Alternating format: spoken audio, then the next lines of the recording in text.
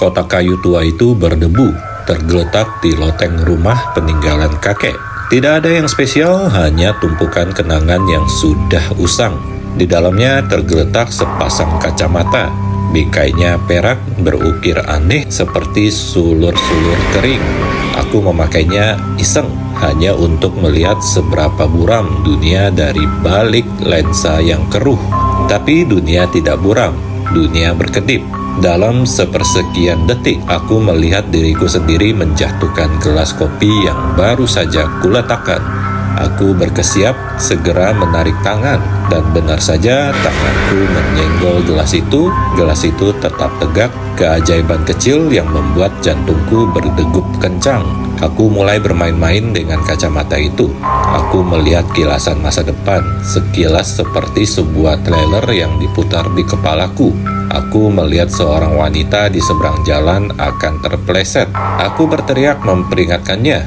Dia menatapku aneh, tapi dia mengurungkan langkah, dan sebuah lubang di trotoar yang tergenang air terlihat jelas di tempat kakinya seharusnya berpijak.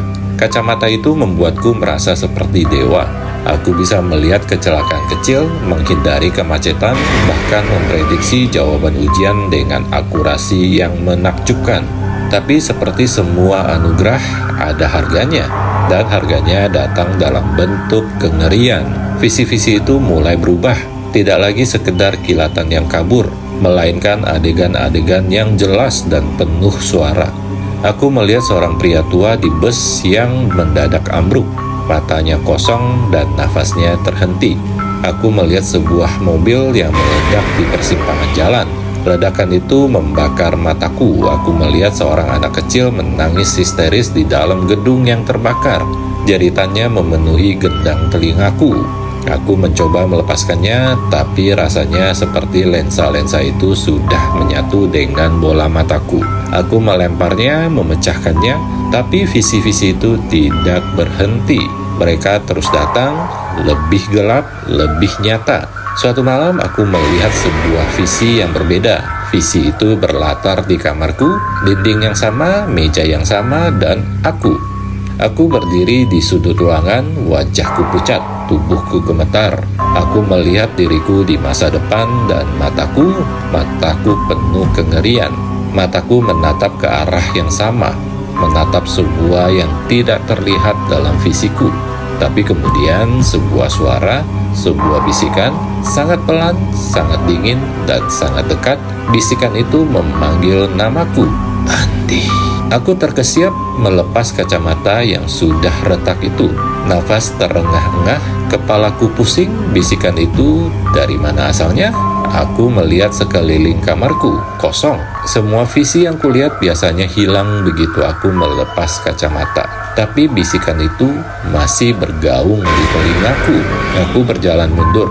Punggungku membentur dinding dingin. Aku melihat ke sudut ruangan tempat diriku di masa depan berdiri. Di sana, di balik bayangan yang paling pekat, ada sesuatu. Bentuknya tidak jelas, seperti gumpalan asap hitam yang terus berdenyut. Dan bisikan itu kembali, Andi. Kali ini bisikan itu nyata. Itu bukan bagian dari visi, itu datang dari sudut ruangan yang gelap. Aku mengerti, visi masa depan itu tidak menunjukkan kengerian dari kacamata. Visi itu menunjukkan kengerian yang ada di kamarku saat ini. Aku bukan melihat masa depan itu sudah datang. Gumpalan asap itu mulai bergerak, perlahan, memanjangkan lengan-lengan yang tidak nyata. Bisikan itu kini berubah menjadi suara parau yang jelas. Aku ada di sini, Andi. Selama ini aku selalu bersamamu. Lalu aku sadar, kacamata itu bukanlah anugerah. Kacamata itu adalah umpan. Benda itu tidak menunjukkan masa depan, melainkan menarik entitas dari masa depan ke masa kini. Dan kini, entitas itu ada di depanku. Masa depan yang kulihat adalah masa depanku, yang kini telah menjadi takdirku. Dan di sudut gelap itu, aku melihat sepasang mata merah menyala, menatapku persis seperti tatapan ketakutan yang kulihat di wajahku sendiri dalam visi.